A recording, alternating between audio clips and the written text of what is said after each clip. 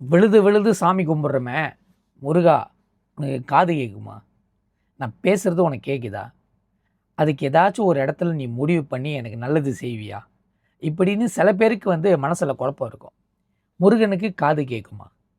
முருகனுக்கு கேட்குதோ இல்லையோ, பஞ்சபூதத்துக்கு கண்டிப்பாக கேட்கும். நம்ம எதெல்லாம் நல்லது நினைக்கிறோமோ அது அப்படியே திருப்பி நம்மளுக்கு நடக்கும். அதேமாரி பிறர் மேலே நம்ம வஞ்சகமோ, வைத்தறிச்சலோ, கோபமோ இதெல்லாம் செஞ்சோமா அது அப்படியே திருப்பி நம்மளுக்கு ரிஃப்ளெக்ட் பண்ணி கொடுக்கும்.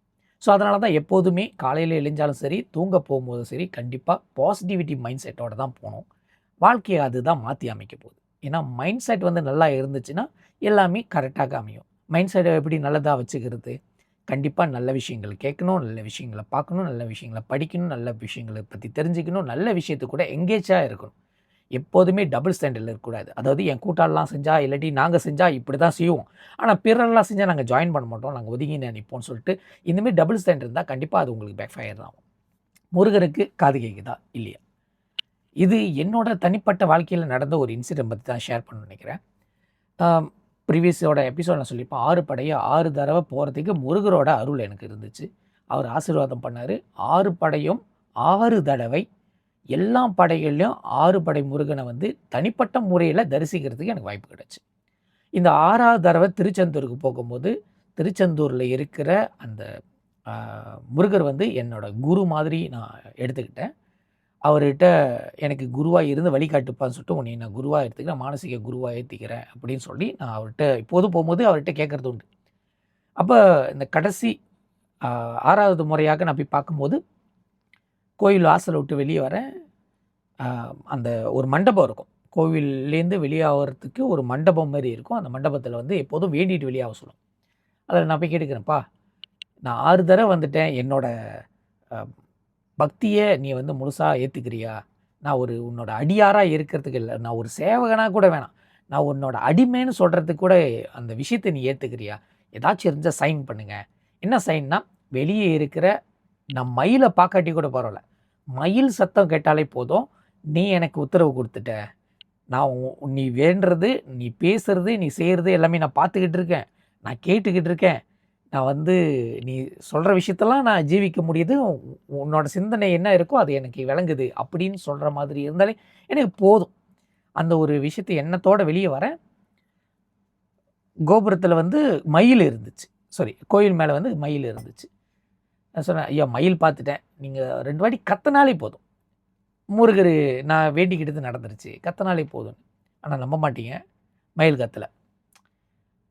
அவ்வளோதான் போல, முருகருக்கு நமக்கு பேசுறது விளங்காது போல அப்படின்னு நினைக்கிற ஒரு தருணத்தில் மயில் மட்டும் இல்லை, மண்ணுக்கு ஒரு யானை வருது, தலையை ஆட்டி ஆட்டிட்டு ஒரு யானை வருது. அது அந்த காட்சியை பார்க்கும் போது, என்னடா மயில் கத்த சொல்கிற, நான் எங்கள் அண்ணன் விநாயகரை அனுப்பி விடுறேன், இந்த யானை வடிவத்தில் வர யானை தலையை திருப்பி பார்த்து தலையாட்டி தலையாட்டி தலையாட்டி போகிற காட்சி இருக்கு, அது கண் கலங்க வச்சிருச்சு. ஏன் திடீர்னு 6 தடவை திருச்செந்தூர் கோயிலுக்கு வந்திருக்கேன், 5 தடவை வந்துட்டேன், 6வது தடவை வரேன், இப்போ தான் யானையை பார்க்குறேன், யானை இந்த கோயில் இருக்கிறது எனக்கு தெரியாது. ஆனால் இன்னொரு பெரிய விஷயம் என்னென்னா, யானை வந்த பிறகு பின்னாடி பார்த்தா முருகர் தேர் ஏறி வராரு, தங்க தேர் ஏறி வராரு. காது கேட்குது, காது கேட்குதா இல்லாட்டி உனக்கு விளங்குதா, உனக்கு புரியுதா, அதெல்லாம் சொல்ல தேவையில்லை, அங்கே நானே உனக்கு தரிசனம் கொடுத்துட்டு போகிறேன். அந்த ஒரு காட்சி இருக்குல்ல முருகா, இது எவ்வளோ சொன்னாலும் பத்தாது, அந்த அளவுக்கு கூஸ்பம்.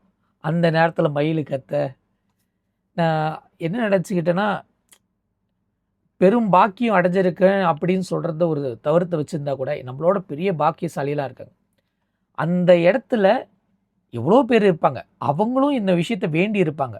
ஆனால் நம்மளுக்கும் அந்த வேண்டணும்னு ஒரு எண்ணம் தோணுச்சுல, இவ்வளோ தூரம் வந்துட்டேன், உங்களை எனக்கு குருவாக எடுத்துக்கிட்டேன், எனக்கு நிறைய விஷயத்த வழிகாட்டுங்க, நான் இந்த விஷயத்த பேசுகிறேன்னு உங்களுக்கு கேட்குதுங்களா, நான் சொல்கிற விஷயத்தெல்லாம் உங்களுக்கு புரியுதுங்களா, ஏன்னா என்னோடய பாஷை மாறி போகும், ஸோ வேறு வேறு பாஷையில் கூட பேசலாம், உங்களுக்கு விளங்குங்களா அப்படின்னு நான் கேட்கும்போது, இந்த ஒரு விஷயம்லாம் உங்களுக்கு விளங்கிருச்சுன்னு எனக்கு ஒரு சிக்னல் மட்டும் கொடுத்தா போதும், மயில் சத்தம் கேட்டால் போதும்னு அப்படின்னு நினச்ச எனக்கு, மயில் மட்டும் இல்லை, யானையோட தரிசனம் கிடச்சி முருகர் தங்கத்தேரு வள்ளி தேவியான வர்ற தரிசனம் கிடச்சிச்சு.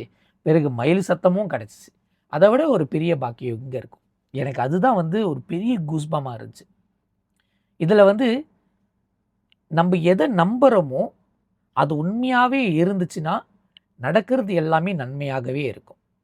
அதில் எதுவும் நடக்கலைன்னா அவருக்கு அந்த விஷயத்துக்கு உத்தரவு கொடுக்கலன்னு அர்த்தம்.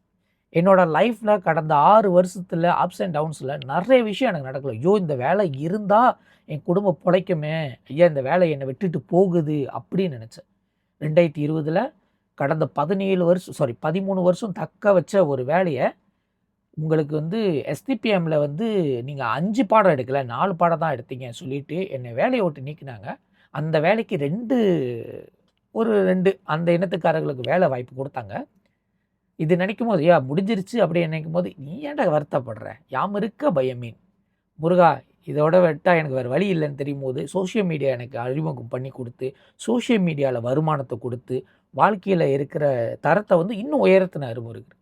அதுக்கு அந்தாண்ட நிறைய இடத்துல பிஸ்னஸ் வந்துட்டு போகும்போது, வழி இல்லையே, இதுக்கப்புறம் எங்கே போகிறது, முட்டு சந்தில் நிற்கிறேன், ஏன் பயப்படுற, வழி இருக்குது, நீ பாரு. அந்த பார்வையை பார்க்குறதுக்கு அந்த ஞானத்தை கொடுத்தாரு. அந்த விஷயத்துக்குள்ள சாராம்சத்தை என்னென்ன இருக்கோ அது எல்லாமே கொடுத்தாரு. நிறைய விஷயம் தான். சில விஷயத்துக்கு வந்து அப்போலேருந்து இப்போ வரைக்கும் நான் வேண்டிக்கிட்டு இருக்கேன். ஏன் இது மட்டும் நடக்க மாட்டுது, அவ்வளோ விஷயம் கொடுத்து, இது சாதாரண விஷயத்தை நீ நடத்தி கொடுத்துடலான்னு. அப்போ ஒரு விஷயம் காலம் கடந்து எனக்கு புரிஞ்சா, அந்த விஷயம் அப்போ நான் கொடுத்தேன்னா இந்த நேரத்துக்கு நீ வந்து ஒரு பெரிய கடனாளியாக இருந்திருப்ப. அந்த விஷயத்துக்கு நான் அப்போ என்ன கொடுத்துருந்தேன்னா இந்நேரத்துக்கு நீ தத்தளிச்சு இருந்திருப்ப. வேணாம், உனக்கு எப்போ கொடுக்கணுமோ அப்போ நான் கொடுக்குறேன், உனக்கு எப்போ நடக்கணுமோ அதை அப்போ நடத்தி கொடுக்குறேன். இப்போ வரைக்கும் நீ எப்படி இருக்கியோ அதே போல் இருந்தீங்கன்னா கண்டிப்பாக உனக்கு நடக்க வேண்டியது இந்த பிரபஞ்சமே அள்ளி கொடுத்துரும். அந்த விஷயத்தில் நான் ஒரு பெரிய பாக்கியசாலியாக தான் இருப்பேன். இதே போன்ற உங்கள் வாழ்க்கையில் நடந்துகிட்டு இருக்கும். ஒரு விஷயத்தை எதிர்பார்த்துக்கிட்டே இருப்பீங்க, கை கட்டினதளவு வரும், ஆனால் விட்டு போயிடும். சில விஷயங்கள் நடக்கிற மாதிரி இருக்கும், ஆனால் நடக்காமல் போயிடும். ஏன்னு கேட்டுமா, நீங்கள் வேண்டுற கடவுள் இப்போதைக்கு உனக்கு இது தேவைப்படலை, இது வந்துச்சுன்னா உனக்கு ப்ராப்ளம் இன்க்ரீஸ் ஆகும், உனக்கு தடைகள் அதிகமாகும், உனக்கு ஏமாற்றங்கள் அதிகமாகும். அதுக்கப்புறம் நீ திருப்பி வந்து என்னப்பா இதெல்லாம் கொடுத்து என்னை வச்சு செஞ்சிட்ட அப்படின்னு சொல்லிடுவேன். இந்த விஷயம்லாம் நடக்காமல் இருக்கும் போது இன்னும் நல்லதுக்கு நினச்சிக்கொண்டு தான், அப்பா இந்த ஒரு பிஸ்னஸ் நம்ம கைவிட்டு போயிடுச்சே, நல்லது. இந்த இந்த பர்சன் நல்லா பேசிக்கிட்டு இருந்தாங்க, சடனாக நம்மளக்கிட்ட வந்து வஞ்சகம் வச்சுட்டு போயிட்டாங்க, நல்லது, சந்தோஷம். நம்மக்கிட்ட நல்ல ஒரு உறவுனர் இருந்தாங்களே, நல்ல விஷயத்தை ஷேர் பண்ணிட்டு இருந்தாங்களே, நல்ல ஒரு டைம் பாஸில் இருந்தாங்களே, நம்ம திடீர்னு ஒரு பகையாளையை நினச்சா பரவாயில்ல, நல்லது. முருகன் நம்மளுக்கு அவங்கக்கிட்டேருந்து ஒரு விடை பெற்று கொண்டு வந்தார் பார்த்தீங்களா, அது நல்ல ஒரு விஷயம். ஏன்னா அவங்கள ஒரு சாமி பார்க்கும்போது நம்மள ஒரு சாமி பார்த்துக்கோங்கள, அந்த ஒரு விஷயம். நம்மளுக்கு நடக்கிறது எல்லாமே நம்மளுக்காக செய்யப்பட்டது. இது எல்லாமே நமக்கு நன்மை. ஏன்னா நான் வேண்டுறதும் நான் வணங்குறதும் தெய்வம் என்னை என்றைக்குமே கைவிடாது நம்புகிறோம் பார்த்தீங்களா, அது என்றைக்குமே ஒரு உன்னதமான ஒரு விஷயம். கண்டிப்பாக உங்களோட பிளெஸ்ஸிங், உங்கள் முன்னோரோட பிளெஸ்ஸிங், உங்கள் குலசாமியோட பிளெஸ்ஸிங் எல்லாமே உங்களுக்கு உண்டு. ஆனால் என்னென்னா அந்த விஷயத்தை நீங்கள் சந்தேகப்படாதீங்க, அந்த விஷயத்தை விட்டுட்டு போன விஷயத்தை நினச்சி வருத்தப்படாதீங்க, கிடைக்கலன்னு நினச்சி ரொம்ப கடந்து ஏங்காதீங்க. போனால் போகுது, வந்தால் வருது. எனக்கு எப்படி இருந்தாலும் முருகன் கை கொடுப்பான். முருகன் மட்டுமா, வணங்குற மகா சிவபெருமானும் கை கொடுப்பார், அங்கே பார்த்தோம் பெருமாளும் கை கொடுப்பார், நம்ம மாரியாத்தாவும் கை கொடுப்பாங்க, விநாயகப் பெருமானும் கை கொடுப்பார், பிரபஞ்ச கட்டி ஆள்ற இந்த சூரிய பகவானும் வந்து கை கொடுப்பார். எல்லா இடத்துலையும் நம்ம வணங்குற தெய்வங்கள் ஏதோ ஒரு இடத்துல நம்மளுக்கு கை கொடுப்பாங்க. காரணம் நீங்கள் பண்ண நல்லது அவ்வளோ இருக்குது. அது எல்லாமே தராசு படும் போது உங்களுக்கு நடக்கிற பிரச்சனைலாம் சின்னது, அது தெய்வமே கலைச்சி விட்ரும், இந்த பிரபஞ்சமே கலைச்சி விட்ரும். ஆனால் நீங்கள் நம்பணும். நம்பிக்கையை என்றைக்குமே கைவிடாதீங்க. முருகன் துணை.